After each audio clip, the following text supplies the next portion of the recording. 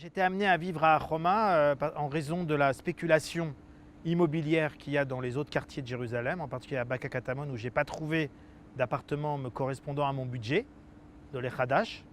Et donc j'étais obligé d'aller vivre à Roma pour trouver l'appartement qui me convenait. Il n'y a pas à Roma de centre commercial digne de ce nom. Il n'y a pas de synagogue digne de cette population religieuse traditionnelle. On n'a pas de poste, on n'a pas de banque, on n'a pas d'espace vert.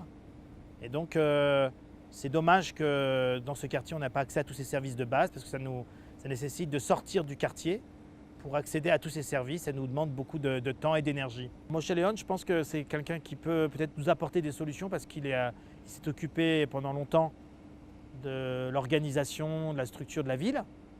Donc peut-être qu'il a peut-être des solutions adéquates par rapport à Roma. Les Français ne peuvent pas se passer de société typiquement française parce qu'on a besoin de gagner notre vie.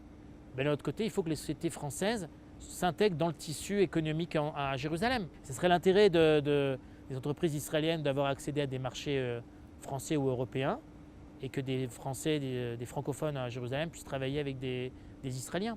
Ce qui manque aussi à Jérusalem concernant les activités culturelles, c'est l'égale répartition de toutes ces activités culturelles sur toute la ville. Parce que par exemple, concernant les festivals, ils sont essentiellement concentrés dans la vieille ville ou en centre-ville et nous on n'a pas accès à ces festivals et en plus c'est très cher. Ça nécessite beaucoup de moyens financiers pour y accéder. Beaucoup d'Israéliens vivent à Roma depuis 10 ou 15 ans et se sont habitués à prier dans des parkings, dans des abris et sans se révolter en fait, sans exiger de la mairie des vraies synagogues dignes de ce nom. Et moi je pense que si les Français ont fait leur alia en Israël et à Jérusalem en particulier, c'est pas pour se retrouver dans des parkings, mais c'est vraiment pour prier, étudier la Torah comme il se doit à Jérusalem.